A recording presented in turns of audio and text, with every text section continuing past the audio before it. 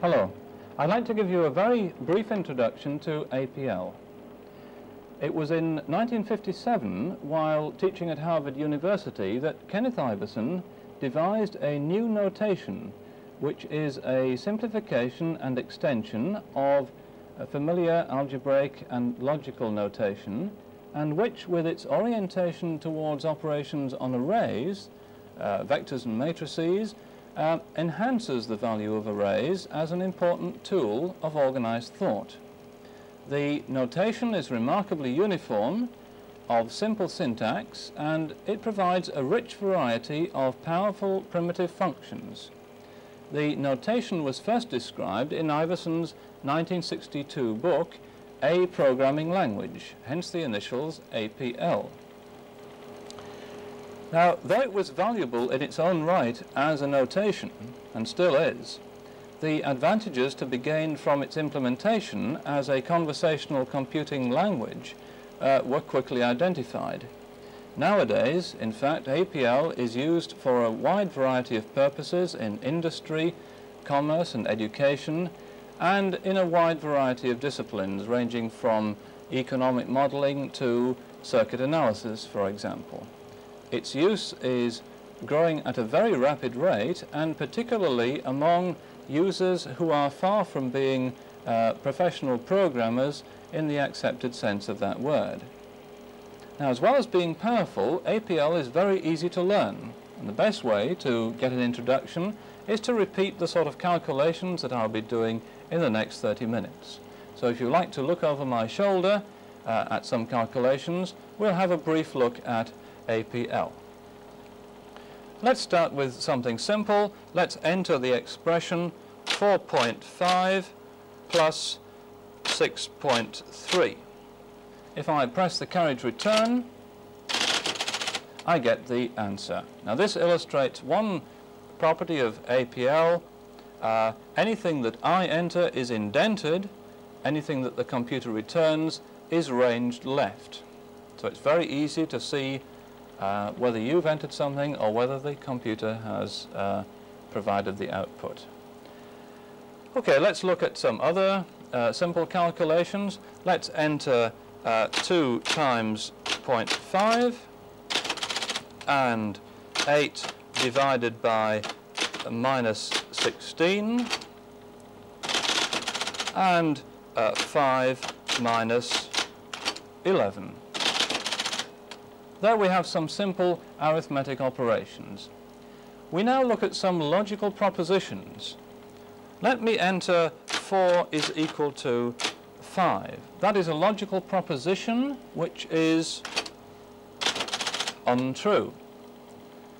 The logical proposition 3 is greater than or equal to 1 is clearly true, and 16 is less than 0.1 is clearly untrue, so I get a 0 returned. We also have some logic functions. For example, 1 and 1 gives the result 1. 1 or 0 gives the result, again, 1. And not 1 gives the result 0. Okay, let's look at a few more arithmetic functions. For example, 3 maximum 6. The function maximum gives me the maximum of the two numbers on the left and the right. 2 to the power 3. E to the power 1. Now, here I should point out that each of these primitive functions in APL, that is, the functions that are wired into the computer, they can usually be used either in a monadic form or in a dyadic form. A monadic function has one argument and the dyadic function has 2. One example of a monadic function, for example, is e to the power 1,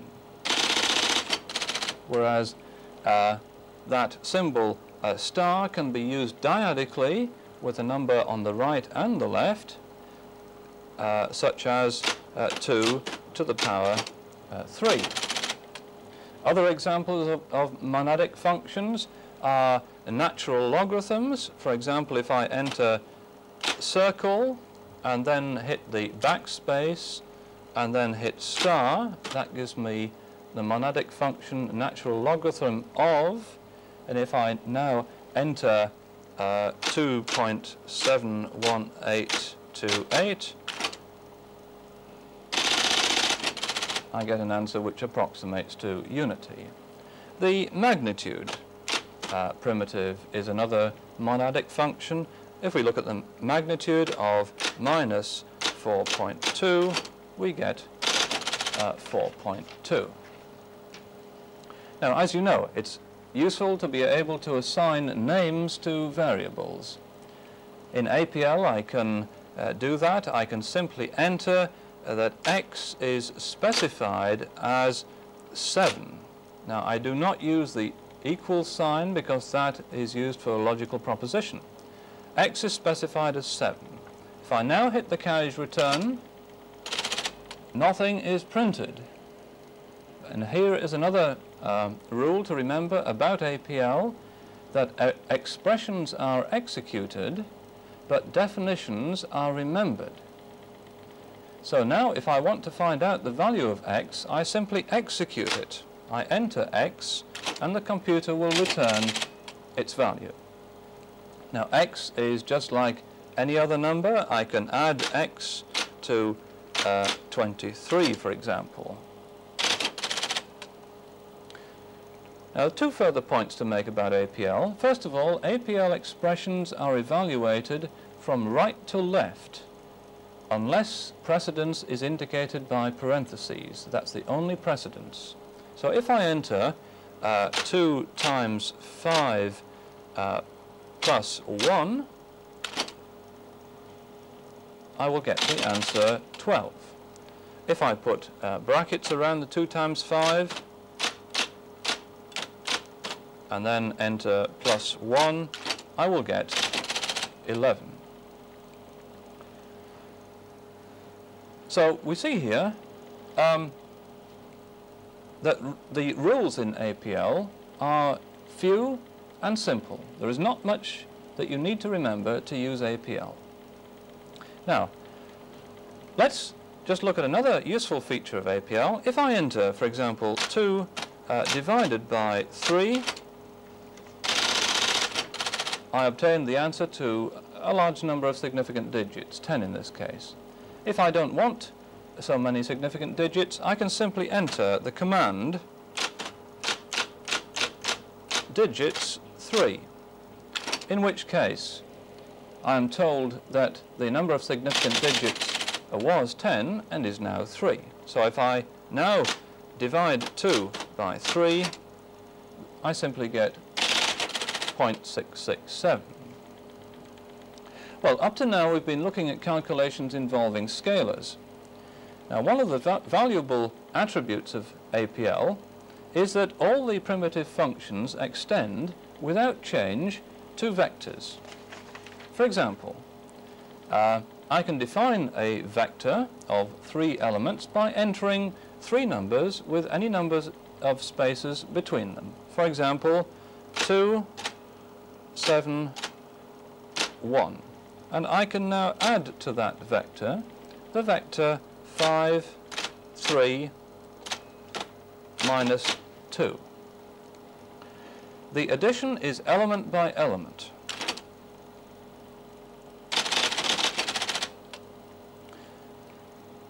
In the same way, multiplication extends to vectors, again element by element. So if I enter 1, 2, 3, multiply 4, 5, 6, I get the element by element product of those 2 vectors.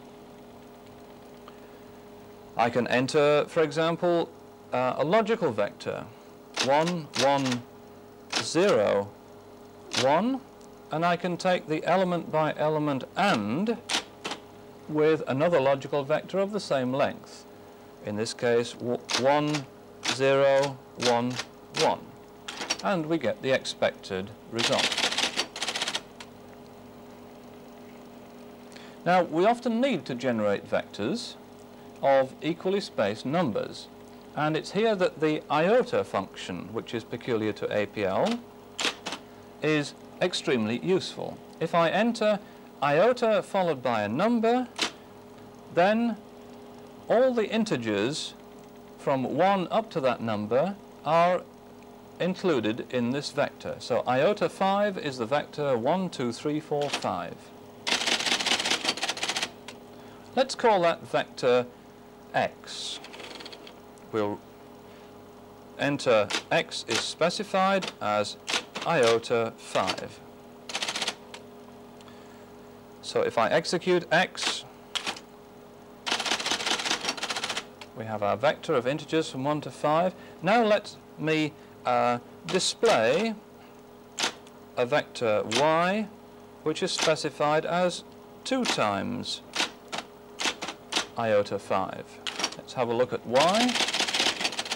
2, 4, 6, 8, 10. Now, as before, we can add x and y. X plus y is the element-by-element addition of the vectors x and y. Now, we often want to reduce a vector to a scalar, as for example when we're carrying out a summation. Now, to sum all the elements in x, I simply enter plus slash x. Now that slash means that I take the primitive function to the left, which here is plus, and I place it between each of the elements of the vector on the right. So I take the vector x, which is 1, 2, 3, 4, 5, and I put a plus between each of those numbers. So we obtain the addition of the elements in x. Now, once I've told you this rule, you can easily see what's going to happen if I enter, for example, or slash 0, 1, 0, 0, 0. That slash is going to say put or between each of these elements of the vector to the right. So we will get the answer 1. Similarly, if we enter maximum slash y, we get the maximum element in the vector y. Now, these are all examples of the generality of APL. A small number of general functions, of which reduction that we've just looked at is one, they provide as special cases a whole host of more specialized functions, and it's very easy to work out what they're going to do. Okay, let's go back to vectors. We can easily index a vector. Say, let's look at the second element of the vector y. We can easily have a look at the dimension of a vector by using the APL symbol rho. We can select the first 2 elements of y by entering 2 take y. We can select the last element of y. Or we can drop the last 2 elements of y by use of the drop operator.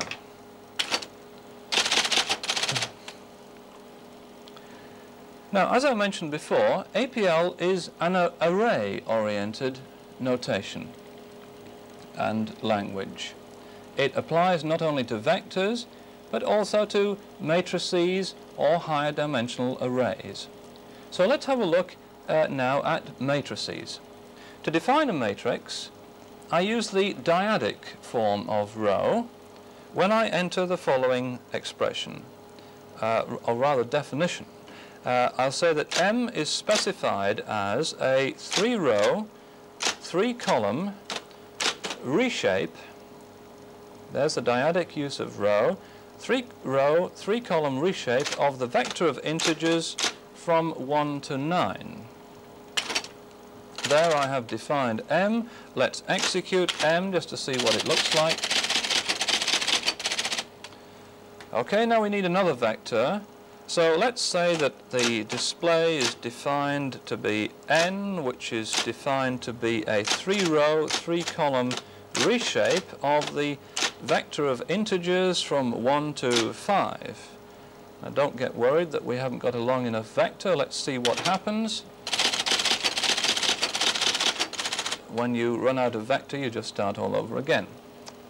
Okay, now we've got two 3x3 matrices, and perhaps not surprisingly, if I enter M plus N, I get the element by element addition of these two matrices.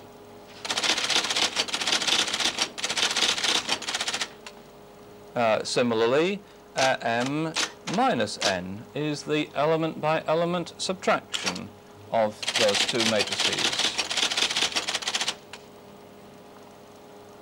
We can easily index the matrix M. For example, M index 2, 3 will give me the element on the second row of M at the third column. If I do the same thing but leave the columns undefined, then I get the whole of the second row. Similarly, if I just need a column, then I leave the row undefined.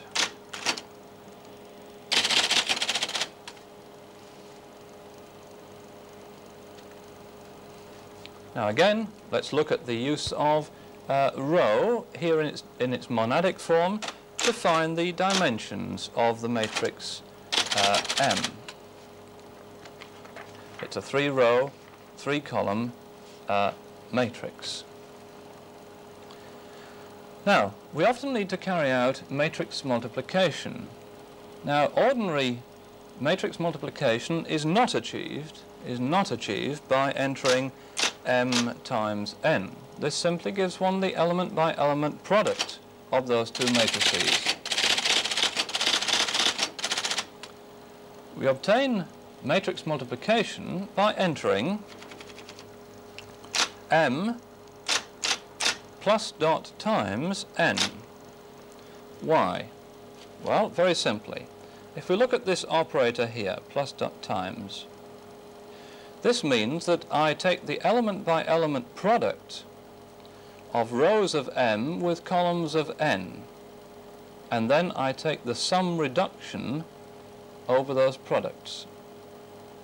Okay?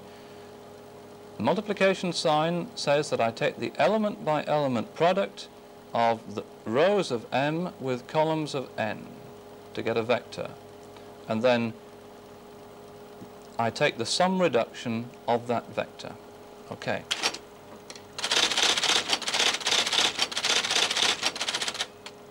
Now, having explained this operator to you, an operator of the form f dot g, you'll hardly be surprised, I guess, to learn that I can replace plus and times by any of the APL primitive functions. And the rule for what that new operator will do is very easily worked out. For example, if I enter M maximum dot plus N, that means that I take rows of M and take the element by element addition with columns of N, and then I take the maximum reduction of those vectors.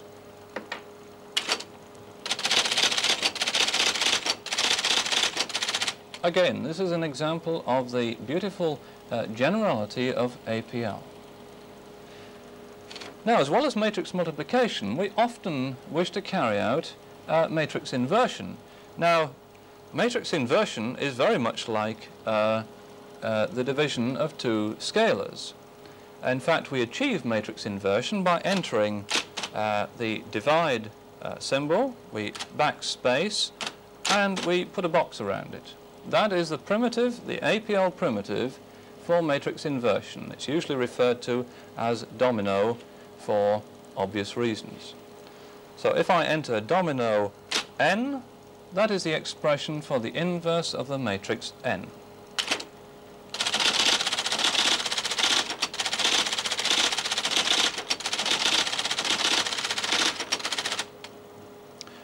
Now let me give you one more example of the generality of APL. Let me enter the vector 1, 2, 3, and then let me repeat that vector 1, 2, 3. And now let me put between those two vectors the APL operator outer dot times. Now this is probably an unfamiliar symbol. It's peculiar to APL. What that symbol means is that I take the first element of this vector to the left and I multiply it by, in turn, by each element of the vector on the right. So I get 1 times 1, 1 times 2, 1 times 3. And then I repeat that process for the second element in the left-hand vector. So we get a simple multiplications table. Now again, having explained to you what this operator means, you'll have no difficulty, I'm sure, in working out what will happen if I replace the multiplication sign by the logical proposition equals. That outer symbol means that I execute the expression 1 equals 1, which is true, 1 equals 2, which is untrue, etc. So let's have a look at the result of doing that. Let's enter 1, 2, 3, outer dot equals 1, 2, 3.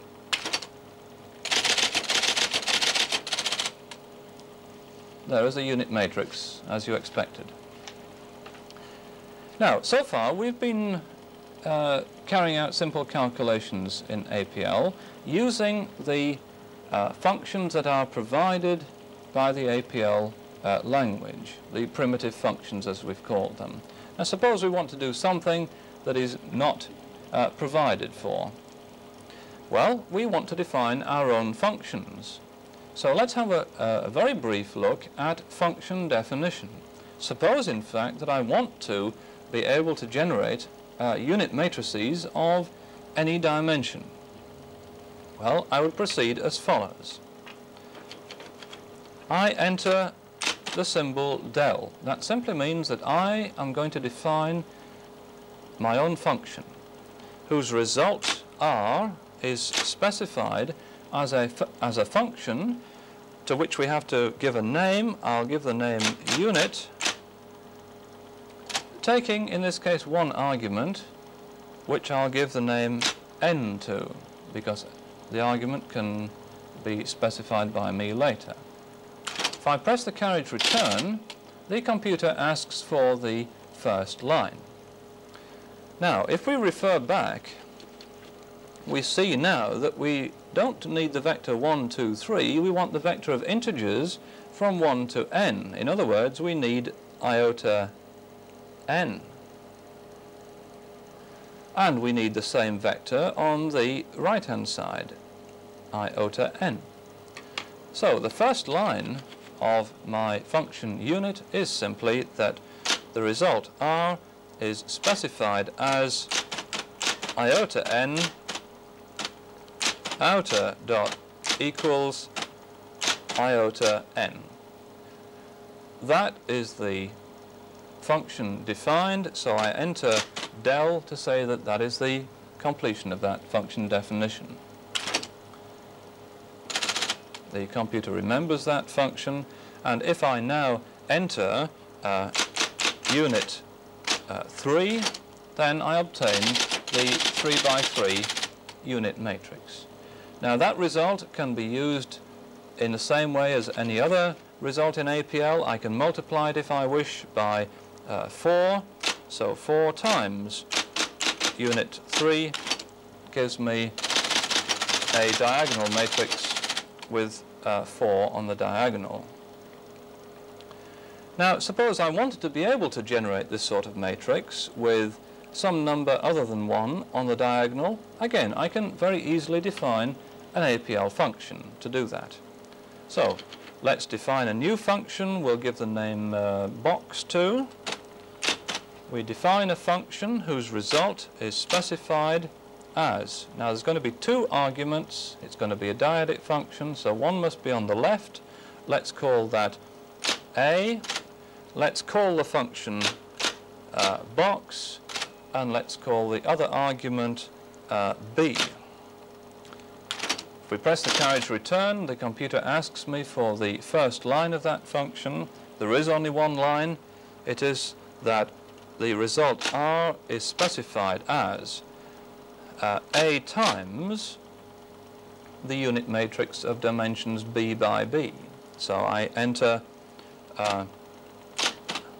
iota B outer dot equals iota B, and that's the end of the function definition. So if I now enter 71 box 3, I will get a matrix, a diagonal matrix with 71s on the main diagonal.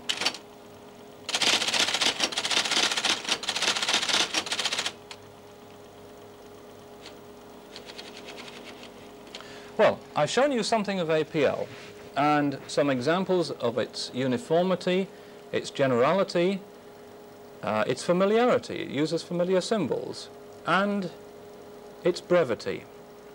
I hope you can begin to see why APL is efficient in the sense that it enables one to express mathematical ideas readily and very easily in symbols, and in so doing write down the program for the evaluation of that expression.